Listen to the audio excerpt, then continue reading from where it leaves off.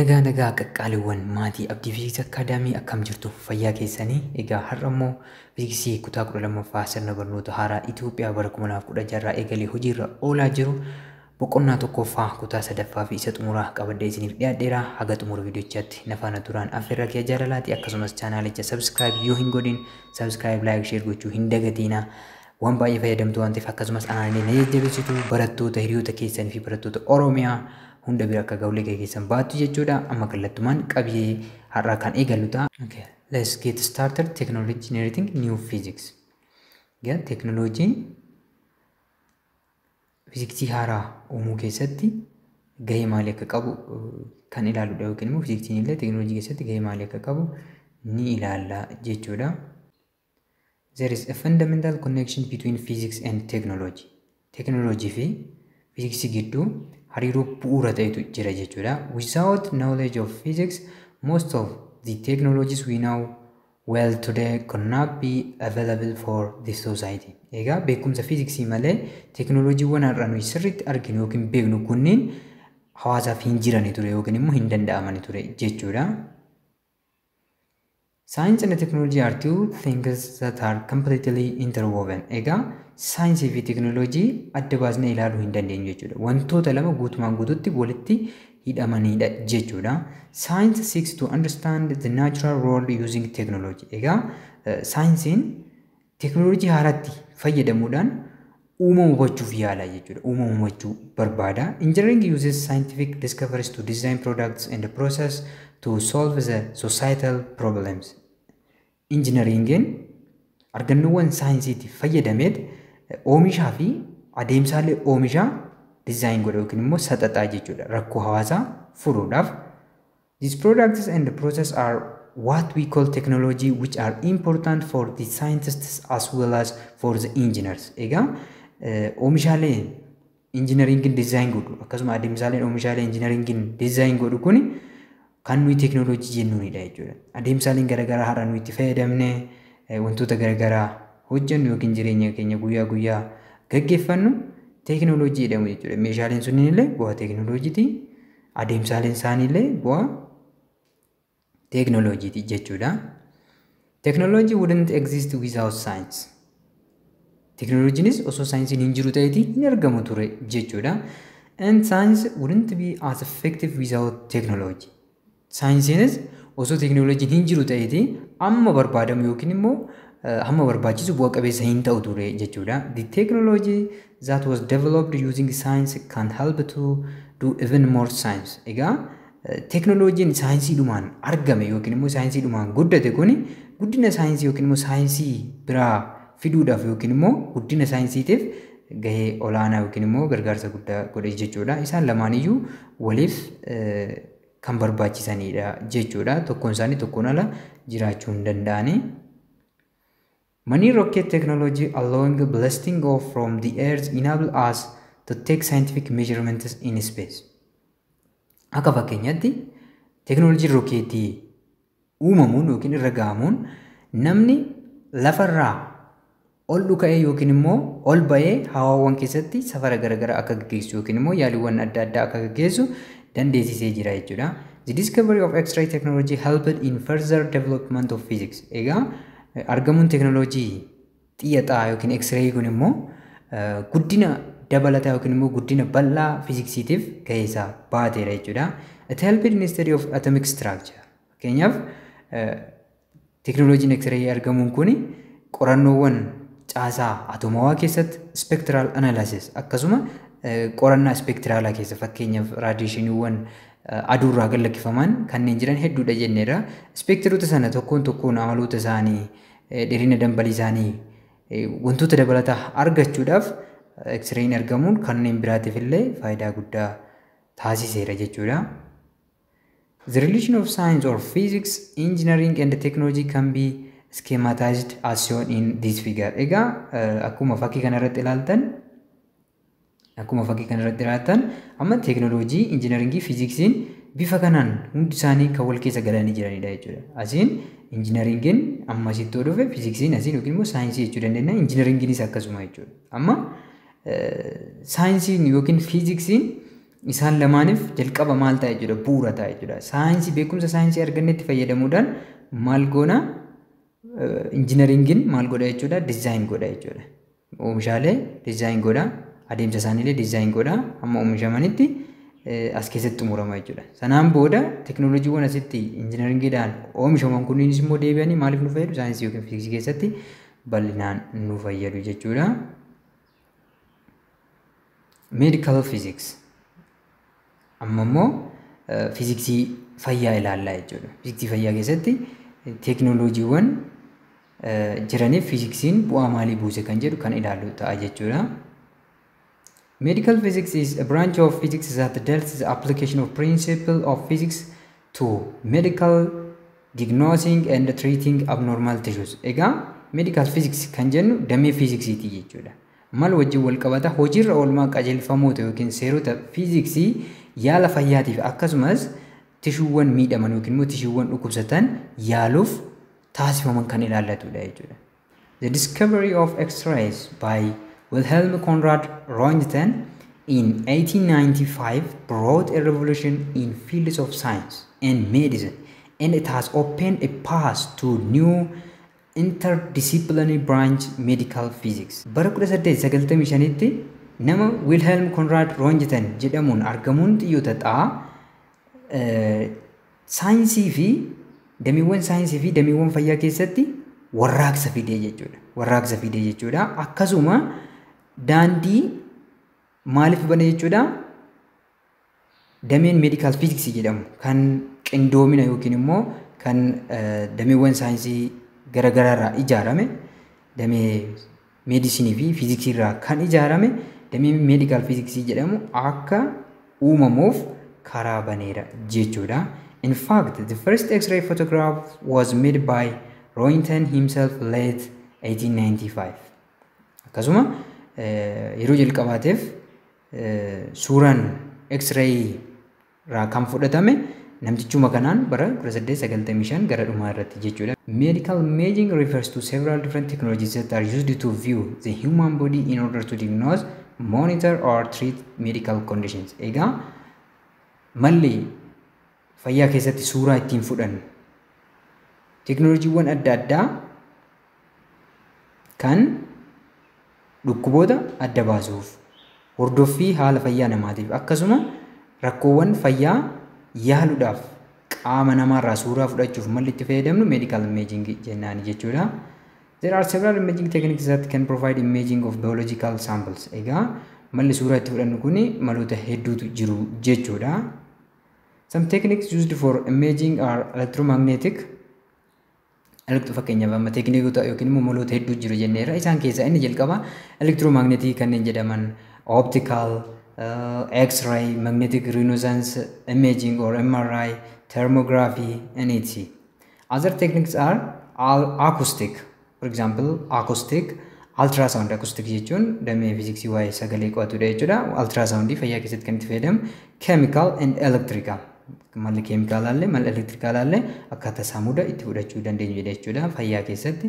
Among the most prolific ones are MRI, X-ray, computer tomography or CT scan and high frequency ultrasound. Egaa isaan keessaa baay'ee barbaachisoo kanneen ta'an yookiin immoo baay'inaan hojiirra oolaa kan jiran fruitful kanneen ta'an MRI, magnetic resonance imaging, X-ray, computer tomography, CT scan and high frequency ultrasound isaan kana jechuudha. Isaan kana sadan tokko tokkoon kan ilaaludha jechuudha. Magnetic resonance imaging MRI.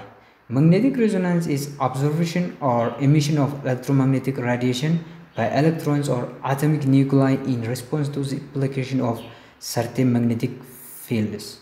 Egaa magnetic resonance kan jennuun elektiroonotaan yookiin immoo niwukilasii atomiitiin calallaan elektiromagneetikii xuuxamuu yookiin immoo gallakkifamu sababa maaliitiin sababa dirreen magneetii murtaa'e dalageeffamen yookiin immoo hojiirra oolan jechuudha.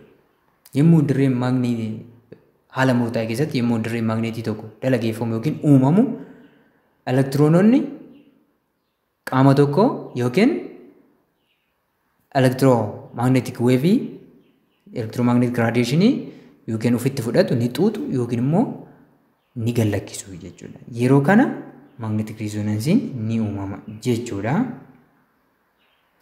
MRI uses the physical principle of magnetic resonance that was first described by Felix Bloch and Edward Purcell in 1946. Egaa MRI kuni mala fiiziksii magnetic resonance jedhamu fayyadama jechuudha. Mala fiiziksii magnetic yookiin immoo seera fiiziksii magnetic resonance jedhama. Resonance jechuun hollannaa amplitude olaanaa qabu jechuudha. Malli kun immoo magnetic resonance kan jedhu kun immoo jalqaba saayintistoota lamaan kanaan ibsame jechuudha.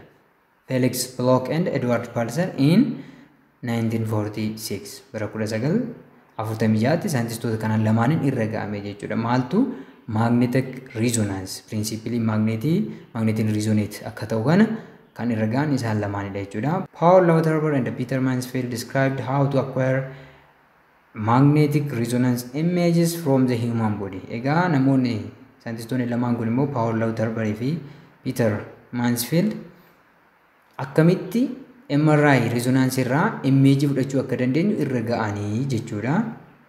How is MRI working? Akkamitti hojjeta MRI kun akkamitti hojjeta yookiin immoo suuraa akkamitti fudhanna? Getting an MRI image depends upon the presence of protons in the body. Egaa MRI irraa suuraa argachuun yookiin fakkaattii argachuu kan dandeenyu maal irratti hundaa'a jechuudha? Jiraachuu pirootoonota qaama keenya keessatti jechuudha. Qaama keenya keessa pirootoononni ni jiru. Isaan irraa MRI image argachuu dandeenya. Akkamitti kan jedhu kan ilaallu ta'a jechuudha. Protons are free hydrogen atom. Proton without electrons. Egaa protoniin free hydrogen atomidha jechuudha. Free hydrogen atomidha. Electronii kan hin qabne jechuudha. They are abundant in the body as most part of our body consists of water which contains 2 hydrogen and 1 oxygen atoms. Egaa qaama keenya keessa prootonoonni kun bal'inaan jiru jechuudha. Sababni isaas naannoon parsantii 60 olii qaamni keenya bishaan waan ta'eef bishaan immoo molekiyuulii atomoota hydrogenii 2 fi oksijiinii 1 of keessaa qabudha jechuudha. Kanaafuu hydrogenoota hedduu qaama keenya keessaa qabna waan ta'eef prootonoota hedduu qaama keenya keessaa qabna jechuudha. With their net positive charge, protons are small magnets each having a north and a south pole. Egaa prootonoonni chargiin isaanii positivii ta'uun beekamaadha jechuudha. Kanaafuu amala maalummaa qabu jechuudha. Amala magneetii salphaa qabu jechuudha. Tiny magnet kan jennuun amala magneetummaa salphaa ta'e kan qabanidha jechuudha. Kanaafuu magneetummaan jira jechuun magneetiin tokko xiqqaas haa ta'u guddaas haa ta'u amalli isaa cimni magneetii sanaa olaanaas haa ta'u gadaanaas haa ta'u south pole fi north pole qabu jechuudha. How do we get an image from this oscillation of flipped hydrogen protons in the brain? Akkamitti arganna? Amma ka flipped hydrogen proton kan jennu kallattii haa qabatani malee kallattiin isaanii align ta'e miti kan jiru jechuudha. Qaama keessatti kallattiin isaanii wal makee jira jechuudha. Randomly dha jechuudha. Malee align ta'e kallattii qabatee hin jiru jechuudha. Maaliif magnetonni kun small magnets jenna yookiin immoo tiny magnets humna guddaa hin qabani waan ta'eef jechuudha. MRI uses the movement of these small magnets within magnetic field to generate an image. Egaa MRI'n small magnets yookiin immoo prootoonota kana fayyadama jechuudha. Fakkaattii qaama keessaa fudhachuudhaaf. Within the constant magnetic field of an MRI scanner, these small magnets arrange themselves parallel to constant magnetic field. Egaa dirree magneetii dhaabbataa ta'e MRI scanner irraa yoo magnetota xixiqqoo kanatti yookiin immoo prootoonota qaama keenya jiranitti yemmuu gallakkisnu kallattiin isaanii noorzii fi saawus pooliin isaanii maal ta'a jechuudha? Parallel to constant magnetic field. Egaa waltarree dirree magneetii dhaabbataa uumame kanaa ta'a jechuudha. Yeroo kana maal ta'u align ta'u jechuudha. Gargar garuu jalqaba garuu maal ta'anii jiru? Randomly yookiin immoo wal keessa makamanii kan jiranidha jechuudha. When a current pulse, a current that flows for very short period of time is applied to the patient's tissue, this parallel arrangement of the small magnet is disturbed. Egaa karantiin yeroo gabaabaadhaaf dalageeffamu yoo tishuu dhukkubsataatti yookiin immoo qaama dhukkubsataatti gallakkifame align ta'anii jiru jechuudha. Jalqaba dirree magneetii keessa galeera qaamni nama sanaa. Erga dirree magneetii keessa galee booda deebisnee tishuu kanatti karantii elektirikii yeroo gabaabaaf yommuu itti gallakkisnu arrangementiin magnetoota xixiqqoo kun deebi'eetti gara duraatti deebi'a disturb ta'a yookiin immoo randomly ta'a jechuudha direction isaanii jechuudha. When the current pulse is off, the small magnets back to their parallel arrangement, releasing energy that they absorbed from the pulse. Egaa yommuu dirreen qaama keenya keessa darbu dirreen magneetii maal ta'u jechuudha align ta'u. Yeroo gabaabaaf yeroo baay'ee gabaabaaf ta'eef immoo electric pulse itti gallakkeefna jechuudha. Yeroo sana immoo maal ta'u jechuudha deebi'anii iddoo isaanii duraatti deebi'u yookiin immoo randomly ta'u jechuudha. Randomly ta'u jechuudha alignment isaanii gallakkisu jechuudha.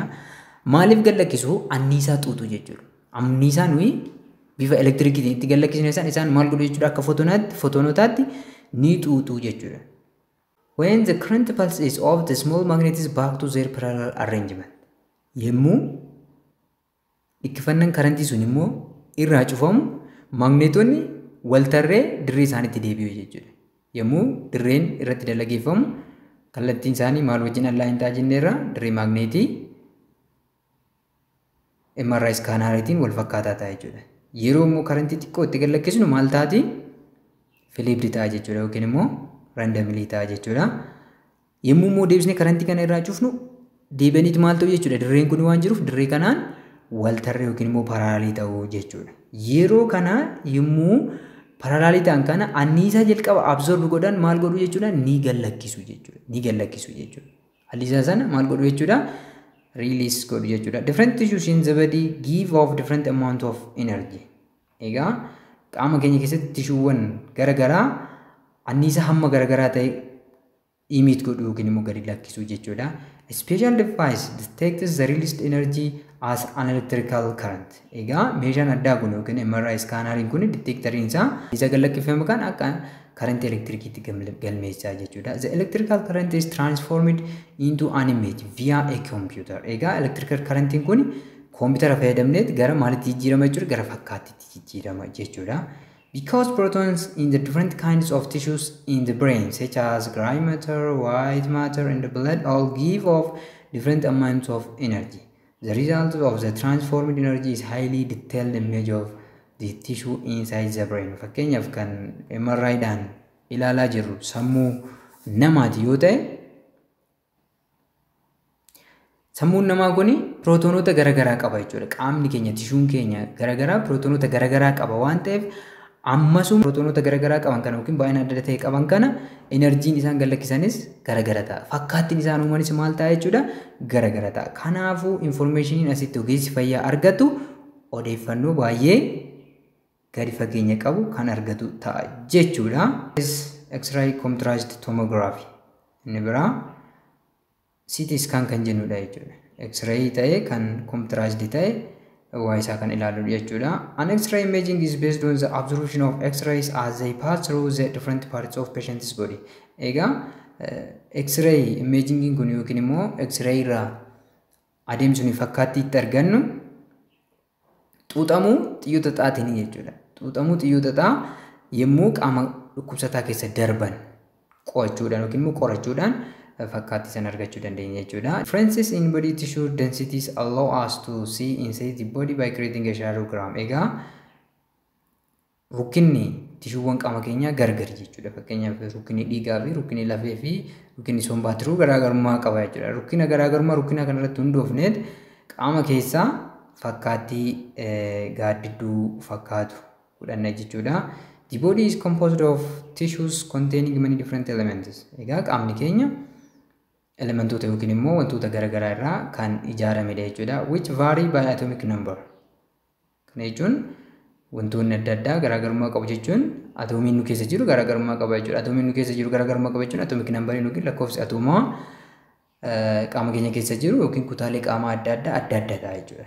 Lakkoofsi atoomii yookiin lakkoofsi atoomaa qaamota adda addaa jechuun prootoononni qaamonni qaban adda adda jechuudha. The higher the atomic number, the denser the element, and the more effectively the X-ray is blocked. Egaa qaamni atomic number guddaa qabu yookiin immoo prootoonota guddaa qabu maalidha jechuudha?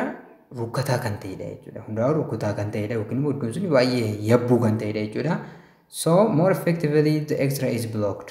Egaa xiixaa kun hunda caalatti iddoo kanatti iddoo yabbinni jirutti yookiin immoo iddoo wanta rukkina olaanaa qabu irratti yommuu xiyyataa dalageessinu hamma baay'eetu maal ta'a jechuudha blocked ta'a yookiin immoo gufata yookiin duubatti deebi'a jechuudha. For example, when X-ray strikes the calcium cortical bone, it is blocked. Fakkeenyaaf xiyyoon ixaa yommuu lafeewwan keenya irratti gallakkifaman lafeen keenya baay'ee jabaadha yookiin immoo yabbuudha waan ta'eef guutuma guutuutti duubatti deebi'u jechuudha. On the radiographic image, the bone will appear white. Egaa iddoo sanatti xiyyitaa suni lafee san keessa uree darbuu waan hin dandeenyeef lafeen adii ta'etu mul'ata jechuudha. When an X-ray strikes less dense element like nitrogen, it passes all the way through. Egaa xiyyoon ixaa kun immoo yommuu wantoota yabbina xiqqaa qaban yookiin rukkina xiqqaa qaban kanneen akka naayitiroojinii irratti gallakkifaman guutuma guutuutti keessa darbu jechuudha. Guutuma guutuutti keessa darbu. Therefore, the air containing lung will appear darker. Egaa amma fakkeenyaaf somba keenya irratti yoo gallakkifne sombi keenya qilleensaan guutameera waan ta'eef kutaa baay'een isaa X-rayin baay'een keessa darbuu danda'a jechuudha. Kanaafuu maal ta'ee mul'ata? Gurraacha'eetu mul'ata jechuudha. When a fracture extends through the bone, the fracture line will be dark while the intact bone will remain white. Egaa fakkeenyaaf namni yommuu harkisaa cabe ta'uu danda'a balaa garaagaraatiin miilli isaa cabe raajii haa kaafamu jedhamu yookiin namoonni raajii ka'u jechuudha. Raajiin kun akkamitti hojjeta jechuudha? Xiyyataa itti gallakkisu jechuudha. Kutaa qaamaa sana naannoo cabe sanatti xiyyataa itti gallakkisu. Xiyyataa yommuu itti gallakkisan lafeen namaa iddoon cabe suni X-ray sana of keessa dabarsa waan ta'eef maal ta'etu mul'ata jechuudha? Gurraacha ta'etu mul'ata jechuudha. During a regular X-ray procedure, a stationary machine sends X-rays through the body to make a single shadow picture. Egaa amma X-rayin kun gosa lamatu jira jechuudha. Regular X-ray kan jennuun raajii dur ture yookiin immoo isuma idilee fi computerized kan ta'e yookiin CT scan kan jennutu jira jechuudha. Garuu pirinsipilii lamaan isaaniitu akkaataan itti hojjetan tokko garaagarummaan isaanii inni CT scan jennu computerized kan ta'edha yookiin immoo computeraan kan qabate more informationii gadi fageenya qabu kan nu kennuu danda'udha jechuudha. A stationary machine sends X-rays through the body to take a single shadow picture. Regular X-ray procedure keessatti maashinni kun dhaabbataadha jechuudha. Maashinni kun dhaabbataadha. Innaan na'u jechuudha. Kallattii tokko qofaan itti gallakkisna suuraa tokko qofa fudhannaa jechuudha. A computerized tomography or CT scan uses computers and rotating X-ray machines to create cross-sectional images called tomograms of the inside of body. Computerized tomography yookiin CT scan kan jennu kun immoo X-ray naannoo qaba jechuudha. X-ray naannoo qaba jechuudha. Fakkeenyaaf kitaaba keessan irratti suura isaa kaa'ee jira jechuudha. Amma inni kun isa maalidha jechuudha? Isaan kunniin amma isa CT scanidha jechuudha. CT scanidha. Asirraa X-ray source qabna. X-ray jechuun beam of electronidha. Beamiin kun bifa kanaan kutaa qaama qorachuu barbaadnamu fakkeenyaaf naannoo somba isaa ilaaluuf jechuudha. Naannoo kanatti gallakkifame X-rayin kun detectorii qaba jechuudha. Amma CT scanning kun ni naanna'a. Naanna'eet asii suuraa tokko asiin yommuu itti gallakkifamu detectoriin kun asii suuraa fudhata. Garasiinis kutaa gara hundarraan kallattii garaagaraatiin fudhata jechuudha. Naanna'uudhaan sanaan booda qindoomina suuraalee kanaa walitti qindeessee ofuma isaan more detail kan ta'e informationii isa regular X-ray irraa gadi fageenya qabu ogeessa fayyaatiif kennuu danda'a jechuudha. In CT scan, the X-ray source and the detectors rotate simultaneously in opposite direction. Egaa detectoriinis sourcein keenyas maal ta'u jechuudha? Wal faana naanna'uudhaan kallattii garaagaraatiin suura fudhatu jechuudha.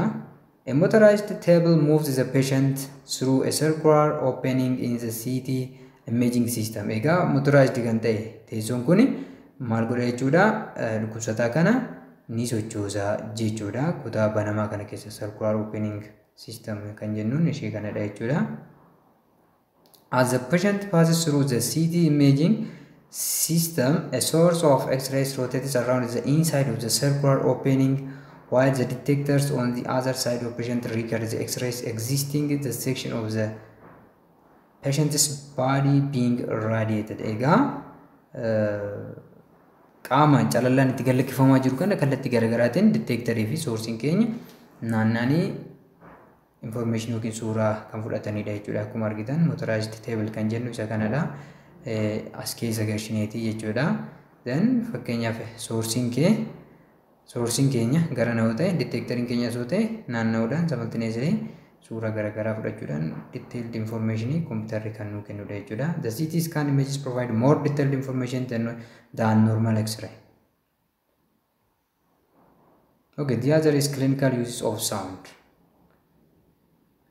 Fayyaa keessatti sagalee akkamitti fayyadamna? Stethoscope and ultrasound. Stethoscope fi ultrasound. The most familiar clinical use of sound is in the analysis of body sounds with stethoscope. Egaa sagalee fayyaa keessatti wantoonni itti fayyadamnu keessaa inni guddaan eenyudha jechuudha? Meeshaa stethoscope jedhamudha jechuudha. Stethoscopein akkuma argitan isa kana fakkaata. Egaa stethoscopein kun akkamitti tajaajila jechuudha? This instrument consists of a small bell-shaped cavity attached to a hollow flexible tube. Egaa waan akka bilbila kan fakkaatu, sheepii bilbila fakkaatu kan qabu isa kana jechuudha. Sheepii bilbila fakkaatu akkasumas waan akkamii qaba jechuudha? Waan akka boollaa yookiin immoo waan akka uraa kan qabudha jechuudha. Hollow flexible tube egaa ujummoo flexible ta'e kan qabudha jechuudha. The bell is placed on the skin over the source of the body sound such as the heart, intestines or lungs. Egaa beeliin kun yookiin immoo wanta akka beelii fakkaatu kun qaama namaarra kaa'ama jechuudha. Qaama namaa iddoo qoratamuu barbaade saawundii kan dhageeffachuu barbaannu yoo rukuttaa onnee ta'e naannoo onnee keenyarra, waa'ee mar'imaan keenya yoo ta'e mar'imaan keenyarra, naannoo sombaa yoo ta'e naannoo sombaa keenyarra kaa'ama jechuudha.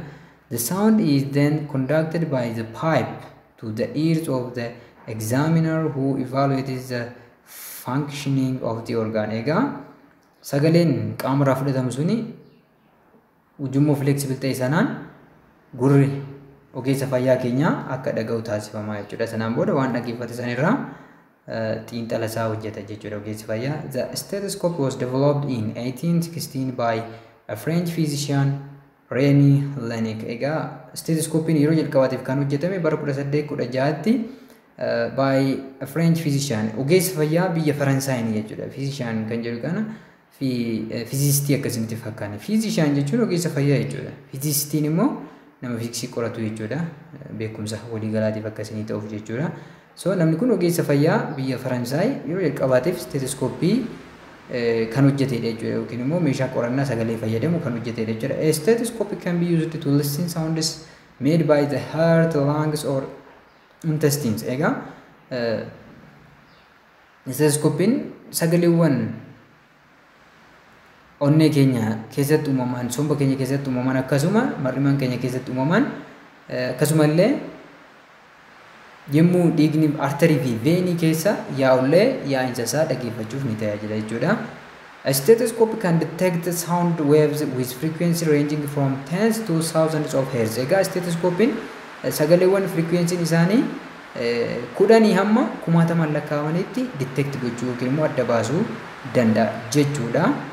Okay, meeshaan inni biraan naannoo yaala fayyaa keessatti principally sagaleetiin itti fayyadamnu ultrasoundidha jechuudha. If the frequency of sound is higher than 20 kHz or 0.02 MHz, it is called ultrasonic or ultrasound. Egaa frequency'n dambalii sagalee tokko 20 kHz dha ol yoo ta'e ultrasound jennaan jechuudha. Typical frequencies used in medical ultrasound are 3.5 to 10 MHz. Egaa ultrasoundiiwwan idileen manneen yaalaa keessatti itti fayyadamnu frequency'n isaanii 3.5 MHz dha hamma 10 MHz jechuudha. Ultrasonic wave penetrate tissue and are reflected, scattered and absorbed within it. Egaa dambaliin ultrasoundii kun qaama namaa keessa seenuudhaan balaqqeessa'uu, bittinnaa'uu akkasumas xuuxamuu danda'u jechuudha.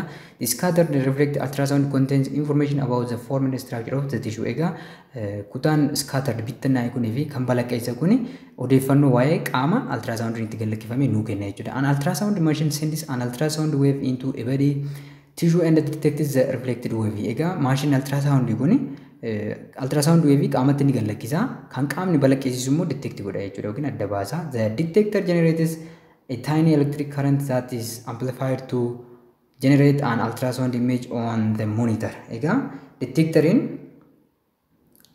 current electricii baay'ee xiqqaa ta'e uuma jechuudha. Inni kunis maalitti kan guddatu gara fakkaattii ultrasoundiitti kan guddatu kan monitara yookiin immoo iskiriinii keenya irratti ilaallu jechuudha. An ultrasound image is commonly described by three words: anechoic, hypoechoic and hyperechoic.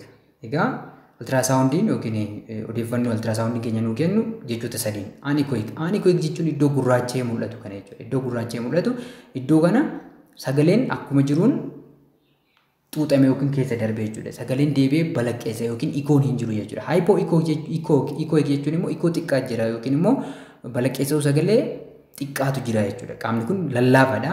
Sagalee hamma ta'e absorb godheera, hamma ta'e immoo balaqqeessiseera jechuudha. Hyperechoic jechuun immoo balaqqeessuu guddaatu jira jechuudha iddoo kana. Guutumaan guutuutti balaqqeesseera jechuudha. Iddoo kanatti amma hyperechoicin xiqqoo ishii maal daalacha dukkanaa ta'e mul'ata. Inni kun immoo adii ta'etu mul'ata sirriitti. Adii ifaa ta'etu mul'ata yookiin immoo daaraa ifaa ta'e mul'ata jechuudha. Kun odeeffannoo fakkeenyaaf amma kun daa'ima gadaameessa keessa jiru yoo ta'e, naannoon kun dhangala'oo gadaameessa keessa jiru yoo ta'e, naannoon kun immoo naannoo qaama lallaafaa daa'ima sanii, naannoon kun immoo iddoo jajjabaataa ta'uu nutti agarsiisa jechuudha. The other is radiation therapy. Inni kun maalidha jechuudha?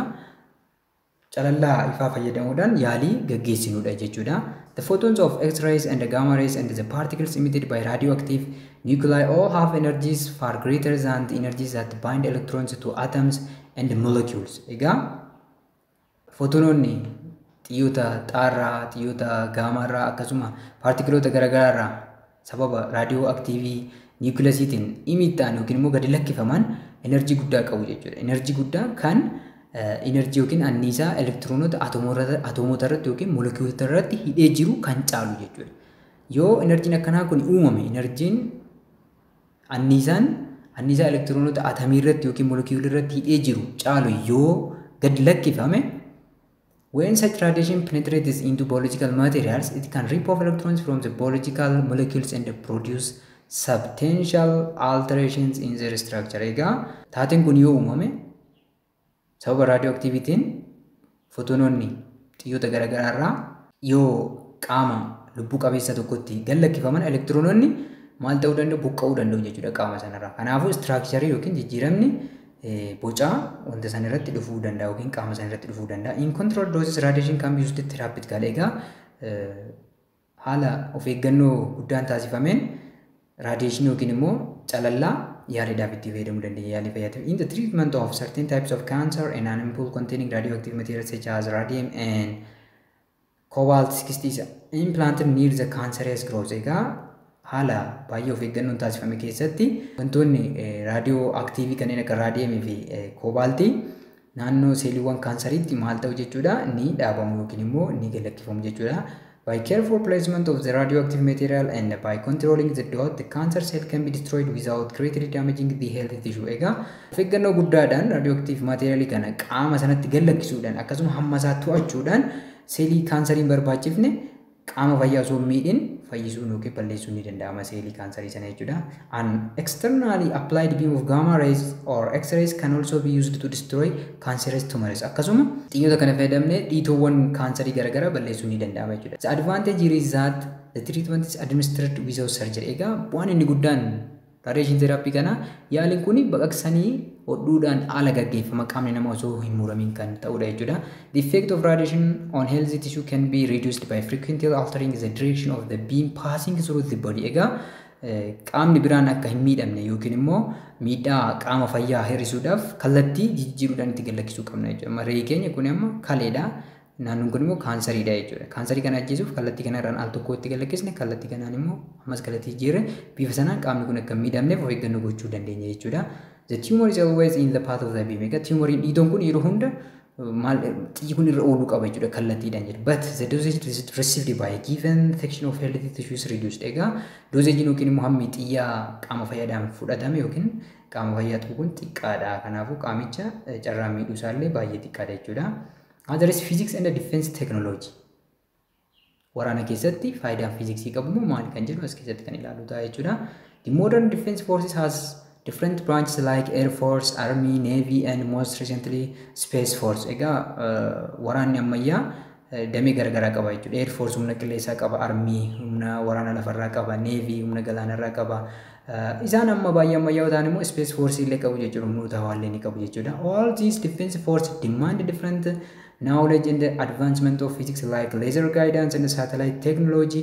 Amma ka dameewwan kunni hundu beekumsa fiiziksii garagaraa barbaadu yookiin immoo fooyya'insa fiiziksii garagaraa barbaadu jechuudha. Kanneen akka laser guidance, laser xiyyoota ifaa murtaa'aadhaan kan akkamitti fayyadamna, teknoolojii saatalaayitii akkamitti fayyadamna, elektiroonota ammayyaa, optics, sensing systems, high energy density physics, atomic and nuclear physics, hydrodynamics fakkeenya warreen humnoota galaanaatiif jechuudha. Physics of advanced materials akkasuma fiiziksii meeshaalee fooyya'oo yookiin immoo meeshaalee olaanoo beekuu qabu jechuudha.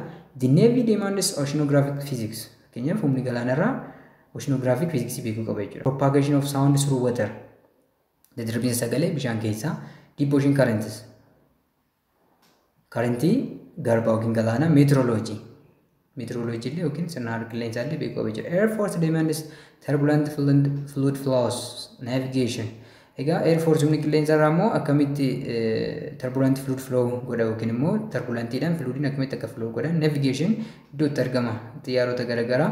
Long range observation fageenya dheeraarraa wantoota akkamitti detect yookiin ilaaluu danda'u. Pattern recognition caasaa adda baasu. The Army Force demands night and all weather vision and techniques for avoiding detection. Egaa humni lafarraa immoo beekumsoota kanneen akka halkan ilaaluu, haala qilleensaa waqtiilee adda addaa keessatti ilaaluu danda'u, ganna, bona, rooba keessa. Akkasuma argamuu diinni immoo iddoo nu jirru adda baasuu hin qabu. Kanaafis teekinoota garaagaraa beekuu qaba jechuudha.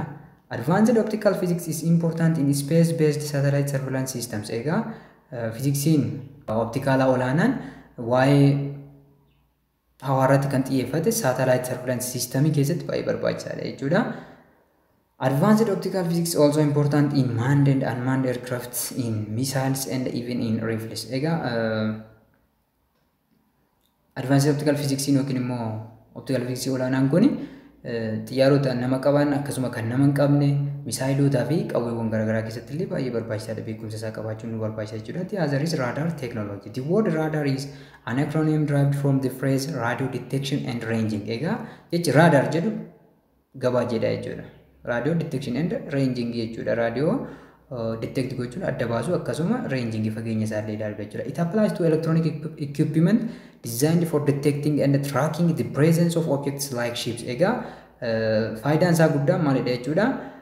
Meeshaaleen garaagaraa eessa akka jiran detect adda baasu, tracking hordofuu kanneen akka dooniiwwanii ta'uu danda'a, konkolaattota garaagaraa, aircraft, xiyyaarota, misaayilota garaagaraa which are at certain distance from the location of the radar.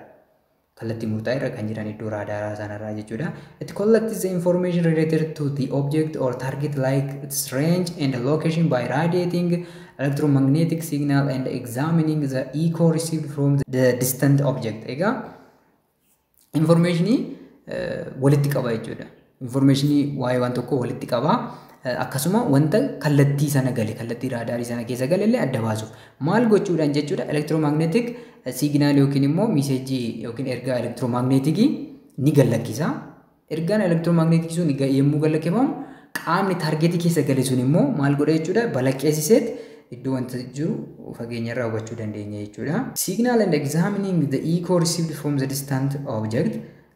Let the time taken for the signal to travel from radar to target and back to radar BT. Egaa yeroon fakkeenyaaf kun sirna raadaarii keenya yoo ta'e kun fakkeenya raadaarii keenyaati. Raadaariin keenya tiraansmiitarii qaba, risiivarii qaba, monitarii qaba yookiin displee and control qaba jechuudha. Anteenaa tokko fayyadama jechuudha. Amma tiraansmiitariin keenya maal godha jechuudha. Asii electromagnetic wave gallakkisa jechuudha. Amma raadiyoo weeviin kun gahuu danda'utti jechuudha. Ni gallakkisa. Xiyya asii gallakkifame kun dhufee yommuu kana rukutu maal ta'a jechuudha. Ni deebi'a jechuudha. Yeroon asii xiyyichitti ka'e tiraansmiitariin keenya maal godha jechuudha. Asiin kontirooliin keenya nu galmeessaa deema jechuudha. Yeroo asitti ka'e hin beekna as ga'ee rukutaa yommuu deebi'u T jennaan jechuudha. Yeroo asii ka'e as ga'e ammas as deebi'utti fudhata T jennee fudhanna jechuudha. Fageenya asii ammasitti jiru arra reenjii jennaa jechuudha. Gidduu isaanii lamaan gidduu kan jiru. Garuu Tiin nuyi jenne isa kami asii ka'e yommuu as ga'e ammas duubatti deebi'uu fudhanne waan ta'eef 2R jenna jechuudha fageenya keenya. Siin keenya elektiromagneetik weevidha waan ta'eef kan gallakkifame elektiromagneetik weeviin saffisa ifaatiin deemu jechuudha. Kanaafuu C yookiin saffisi lafaa 3 times 10 raised to 8 meter per second ta'a jechuudha. Kana fayyadamneet foormulaa reenjii keenya salphaatti baafachuu dandeenya. Rizqaaltu CT over 2 achirraa dhufe jechuudha. Radar mainly consists of a transmitter and a receiver. Egaa raadaariin transmitteris receiveris qaba jechuudha kun akkasuma irratti argitan. It uses the same antenna for both transmitting and receiving the signal. Antenna dhuma tokko fayyadama. Gallakkisuufis daddabarsuufis akkasumas fudhachuufis jechuudha. The transmitter transmits the radar signal in the direction of the target. Egaa wanta target ta'e yookiin immoo wanta sarara yookiin reenjii raadaarii sanirra gale ergaa yookiin signaalii electromagnetic wave erga jechuudha.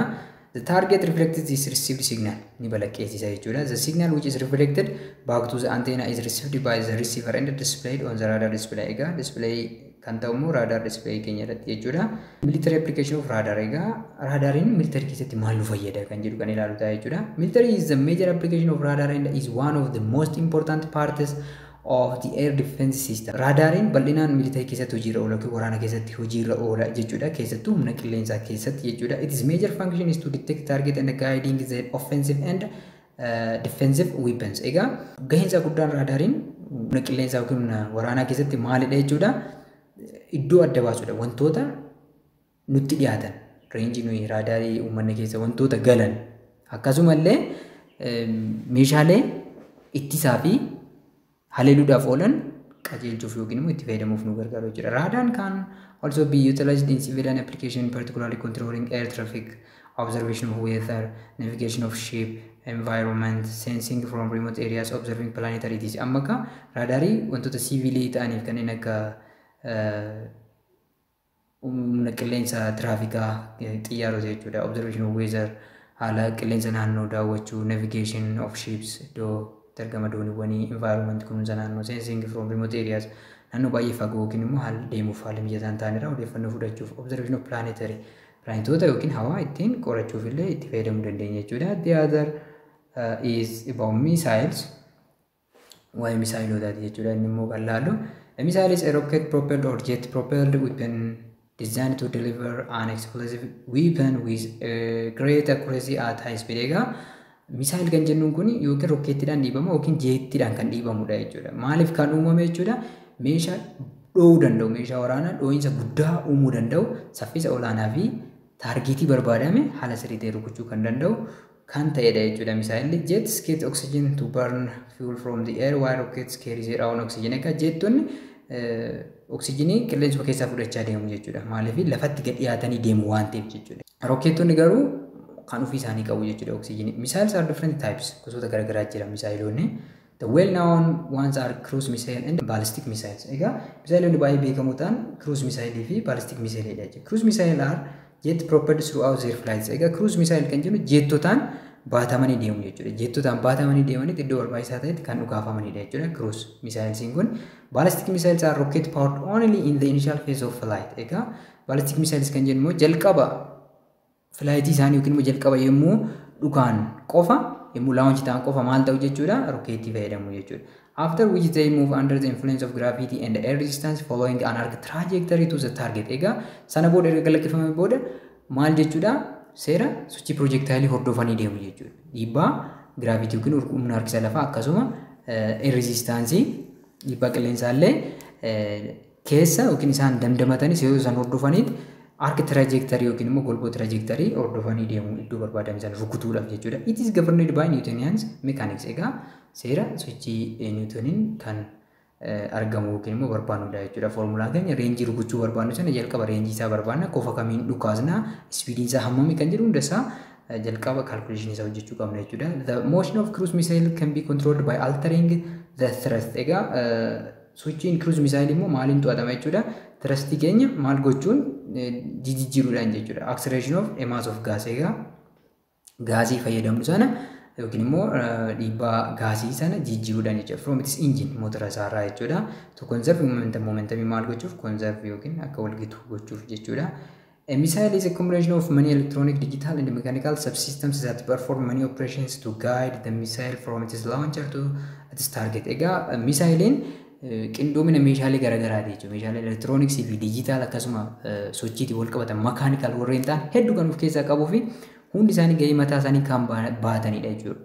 Yommuu misaayilli sun laawunchi yookiin furguggifamu jalqabee hamma iddoo barbaadame dhaqee rukutuutti jechuudha. Particularly, a missile consists of missile flight guiding unit. Addatti yookiin immoo wantoonni isaan qabu tokko tokkoon yommuu ilaallu missile flight guiding unit. Egaa balali'iinsa kutaa balaliinsa misaayilaa to'atu. Flight stabilizing unit kutaa tasgabbaa'inaa balallii. Propelling unit that provide a thrust kutaa maal dhiibu jechuudha. Maal dhiibu thrust yookiin immoo dhiibbaa sana kan kennu yookiin immoo kutaa maal dhiibu kutaa misaayila keenya nuu dhiibu. Internal wall missile system controlling keessoo hunda guutumaan guututti sirna keessoo hunda kan to'atu. Target tracking unit kan target yookiin immoo iddoo rukutamu sana kan hordofu. Warhead iddoo dhoowuu danda'u meeshaa dhoowuu jechuudha. Warhead exploding unit meeshaa dhoowuu sana immoo kan dhoosu. Electric systems that supply electricity for the functioning of each unit of missile sirna elektirikii kan meeshaaleen yookiin immoo kutaaleen misaayila amma dubbanne hundi isaanii akka hojjetaniif gahee isaanii baatan qaba. Kutaa kan hunda of keessaa qaba jechuudha. Each section has specific functions that must operate accurately and safely. Egaa section hundi yookiin immoo kutaan hundi maal hojii dhuunfaasaa ta'e qaba jechuudha. Misaayilli kun guutumaan guutuutti waan yaadame sana bifa sirrii fi bifa eegamaa ta'een akka hojjetuuf gahee isaa kan baatanidha. Tokkoon isaanii rakkoo qabaate misaayilli keenya iddoo nu barbaanne dhaqee rukuchuu hin danda'u jechuudha. Internal controlling units monitor each function to assure proper coordination among parties. Egaa internal controlling unit kan jenne kutaan keessoo to'atu kuni kutaan hundi sirnaan hojjechaa jiraachuu isaa check godha yookiin immoo mirkaneessa jechuudha. There is continuous radio communication between the internal missile controlling unit and the launch controller. Egaa buufata furguggii yookiin immoo launch controllerii fi kutaa to'annaa keessoo misaayilaa gidduu communication yookiin wal quunnamtiin addaan hin cinnetu jira jechuudha. Kunis maaliif gargaara? So that launch controller knows at all times how well each part of the missile is performing to achieve target destroying goal. Egaa kanaafis launch controlleriin namni furguggii kana to'atu yookiin namni misaayila kana furguggisu misaayilli keenya iddoo yaadame dhaqaa jiraachuu fi qaamolee misaayilli keenya hundi isaanii sirnaan hojjechaa jiraachuu isaanii yerootti osoo amma wanti sun iddoo barbaadame gahutti odeeffannoo qaba jechuudha. The combination of missile and the launch controlling systems perform the following tasks from missile launching to target destruction. Egaa misaayila yemmuu furguggisnu qabne hamma dhaqee iddoo barbaadame rukututti adeemsa kana hordofuu qaba jechuudha. Searching the surrounding using radar before launching the missile to identify the friendly and enemy targets. Egaa jalqaba naannoo keenya raadaarii fayyadamneet naannoo adda baafanna. Iddoo misaayila keenya itti dhukaasnu yookiin itti furguggisnu adda baafna jechuudha. Kan shaakalliis haa ta'u kan diinatti rukunnus haa ta'u jechuudha. Communication between the launching and the missile system to check the proper operation of the missile. Egaa quunnamtii kutaa furguggisaa fi sirnoota yookiin qaamolee misaayilaa gidduu jiru yookiin immoo quunnamtii gidduu jiru hundi isaanii sirniitti hojjechuu jalqaba adda baafamuu qaba jechuudha. Launching the missile by igniting the rocket motor. Sana booda erga quunnamtii keenya adda baafanne iddoo itti erga baafanne motora rokeetii keenya qabsiisuudhaan misaayila keenya furguggisna jechuudha. This ignition provided the force to propel the missile away from its launching platform. Egaa ignitioniin kun motorri nuyi qabsiifnu kun maal ta'a jechuudha? Humna misaayila keenya irratti dalageessuudhaan buufata furguggirraa misaayilli keenya akka dhiibamee ba'u yookiin akka dhukka'u taasisa jechuudha. The missile battery is activated soon after launch to provide electrical power to the missile components. Egaa erga rokeetii fayyadamne misaayila keenya furguggisne gabaabadhaan booda baatiriin activate of godha jechuudha ofuma isaatiin. Activate of godheet qaamota misaayila keenya hundaaf elektirikii kenna jechuudha. Continuously tracking the location, direction and the speed of the target by the launching radar. Egaa walitti fufiinsaan bakka itti argaman ni hordofama, kallattiin ni hordofama, saffisni isaa ni hordofama jechuudha. Launching radar yookiin immoo launching controlleridha jechuudha. Information transmission from the launcher radar to the missile about the location of the target and from the missile to the launcher about the operation of the missile. Egaa odeeffannoon gidduu launcher radaarii waa'ee maalii waa'ee kallattii taargeetii bakka kam rukutuu qaba kan jedhu akkasuma misaayil launcheriidhaa gara operation of the missile yookiin immoo control system unity sanatti ni ergama jechuudha. Iddoon sun sirnaan hojjechaa jiru qaamoleen hundi kan jedhu ni beekama jechuudha. Aga xumuraatti exploding warhead at the optimum distance for maximum explosive effect to distract the target. Egaa amma warheedii qaba jenneera, kutaa dhoo qaba jenneera. Kutaa dhoo kan ammoo yeroo barbaachisaa ta'e yookiin yeroo sirrii ta'etti akka dhoo taasifamaa jechuudha. Dhumarratti iddoo yaadame sana maal goona dhoofna jechuudha. Infrared wave detection for night vision. Egaa adda baastuu dambalii infraareedii halkan ilaaluudhaaf jechuudha. Human eyes are sensitive to visible light. Humni namaa arguu kan danda'u ifa arguu dandeenyu yookiin ifa adii kan jennudha jechuudha. Kalaroota hedduu kan of keessa qabu red, orange, yellow, green, orange jennuun sana jechuudha. Infrared is just out of range of what the human can detect. Egaa infrared kan jennuun ijji namaa arguu kan danda'uun ala kan ta'edha jechuudha. It is detected by infrared detecting device. Maaliin adda baafama jechuudha? Meeshaa infraaredii adda baasuu danda'uun jechuudha. All people, places and things, animals give off infrared light in an amount proportional to their temperature. Egaa wanti hundi yeroo hunda infrared ray galakkisa jechuudha. Temperature naannoo irratti yookiin temperature qaama wanta sanaa irratti hundaa'e. Infrared devices will typically use its emission to identify objects that cannot be detected using available light sources. Egaa infrared device yookiin meeshaalee infrared kun maal fayyadamu jechuudha? Heat emission fayyadamu jechuudha. Ho'a gallakkifamu fayyadamu jechuudha. Identify objects that cannot be detected using available light source. Amma meeshaalee optikaalatti wantoota mul'anne kana adda baasuuf meeshaaleen infrared detect godhan heat emission fayyadamu jechuudha. Yookiin immoo gallakkifamu ho'aa jechuudha. Infrared vision is used to extensively by the military for various purposes like night vision. Egaa infrared vision kun yookiin immoo infraredhaan ilaaluun kun waraana keessatti bal'inaan itti fayyadamamaa jechuudha. Kanneen akka night vision halkan ilaaluudhaaf, navigation iddoo argama dooniiwwanii fi xiyyaarota garaagaraa adda baasu, hunting adamsaawwan garaagaraa, hidden object detection wanta dhokate tokko iddoo jiru beekuuf yookiin detect gochuuf, and targeting hordoffiidhaan yookiin immoo iddoo barbaadamu adda baasuudhaaf jechuudha. Thermal imaging systems like thermal imaging goggles create an electronic image based on the temperature differences in the radiating object. Hotter objects appear brighter than cooler object. Egaa amma fakkeenyaaf wantoonni thermal imaging jennuun kanneen akka thermal imaging goggles halkan ilaaluu kan nu fayyadan fakkeenyaaf amma helikooптera kana asitti ilaaluu dandeessu jechuudha. Amma kun halkanii jechuudha. Halkan baay'ee gurraacha ta'e keessatti garuu helikooптera kana magariisa godhee nutti agarsiisaa jira jechuudha. Maal fayyadamnee ilaalaa jira jechuudha? Night vision goggles fayyadamnee ilaalaa jechuudha. Amma kuni wanti magariisni nuyi arginu kana infrared ray qaamni teleskooppii kana gallakkisaa jirudha. Kalariin kun immoo kalarii sirrii infraredis miti, kalarii sirrii maaliitis miti jechuudha. Helikooптera kanas miti jechuudha. Meeshaa keenyatu night vision goggles keenyatu kalarii nuyi arguu dandeenya. Magariisa ijji keenya arguu danda'a waan ta'eef kalarii magariisatti jijjiiree nu agarsiisa jechuudha. Garuu qaamni helikooптera kana gama hundatti maal gallakkisa jechuudha? Infrared wave gallakkisa jechuudha. Kanaafuu meeshaan kun isa detect godha. Akkasuma wantoonni temperature olaanaa qaban sirriitti ifanii yookiin immoo ifa guddaa kennuu danda'u jechuudha. Maaliif infrared wave sirriitti gallakkisuu yookiin immoo bal'inaan gallakkisuu waan ta'eef you cannot see the actual color of the object. Egaa halluu sirrii yookiin halluu sirrii wanta sanaa yookiin taargeetii sana arguu hin dandeenyu jechuudha. Garuu halluu arguu dandeenyutti jijjiiranii nutti agarsiisu meeshaaleen sunniin jechuudha.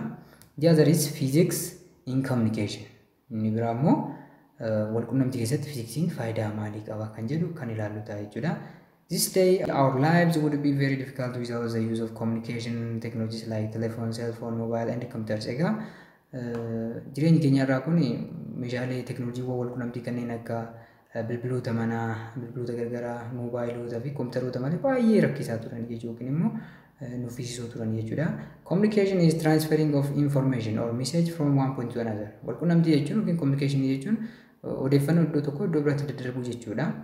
To transfer the information to the receiver, medium of transmission is required. Egaa odeeffannoo iddoo tokko gara receiveriitti daddabarsuuf medium yookiin immoo maal warri yaa'an barbaachisa jechuudha. Depending the communication of medium, the communication system is classified as wired and wireless communication system. Egaa maal irratti hundaa'uudhaan medium yookiin immoo yaa'a odeeffannoo keenya irratti hundaa'uudhaan communicationii iddoo lamatti qooduu dandeenya. Wired and wireless communications. Wireless communication system use radio wave, microwave and infrared wave. Egaa wireless communication kan jenne maal fayyadamu jechuudha? Dambaliiwwan akka radio, dambalii microwave fi infrared fayyadamu. Satellite communication and ground wave communication are common examples of wireless communications. Fakkeenyaaf satellite communication fakkeenya wireless dha jechuudha. Bilbilli principally kana kan hojjetudha jechuudha. Akka fakkeenyatti The wire communication system uses wire and optical fiber. Wire communication system immoo shiboowwanii fi optical fiberii fayyadamu jechuudha. Shiboo kan jennuun kan current elektirikii daddabarsuuf fayyadan, optical fiberiin immoo footoonii kan of keessa daddabarsanidha jechuudha. All forms of communication technologies demand the knowledge of physics. Egaa dameewwan teknoolojii wal qunnamtii hundi isaanii beekumsa fiiziksii ni barbaadu jechuudha. The demanded physics knowledge depends on the type of message and the medium of transmission. Egaa beekumsi barbaachisu gosa maalirratti hundaa'a jechuudha. Gosa miidiyeemii keenyaa yookiin immoo gosa yaa'a odeeffannoo keenya irratti hundaa'a jechuudha. The knowledge of electromagnetic theory is crucial to understand radio wave. Egaa beekumsi yaadiddama yookiin theorii elektiromagneetikii waa'ee raadiyoo weevii, maayikirooweevii, infiraareed weevii akkasuma visible light keessatti baay'ee barbaachisaadha jechuudha. Which are used in wireless and fiber optics communication. Odeeffannoo yookiin walqunnamtii wirelessii fi fiber opticsii keessatti baay'ee barbaachisuudha jechuudha. Fiber opticsii fakkeenyaaf visible lightidha. Isaan kunneen immoo wirelessiidhaan kan fayyadanidha jechuudha. Electricity and magnetism, electrical circuit, energy, electronics and wave phenomena. Isaan kanneen electricity, magnetism, electrical circuit, anniisaa, electronics, taateewwan dambalii yookiin weevii kanneen reflection balaqqeessa'uu, diffraction caccabuu, refraction dabee darbuu, interference walitti makamuu, rarefaction walirraa fagaachuu, compression walitti summugamuu, walitti dhiyaachuu, of wave propagation are also very important. Egaa amaloota weevii yookiin taateewwan weevii kanneen kana hubachuun baay'ee dirqama ta'a jechuudha. Walumaa galatti boqonnaan tokko kutaan hin xumuraa kana fakkaata. Egaa yaada qabdan komentii jalatti naa barreessaa, akkasumas chaanalicha subscribe goone subscribe, share, like gochuu hin dagatinaa. Kutaa biraatiin kan wal arginutti nagaa.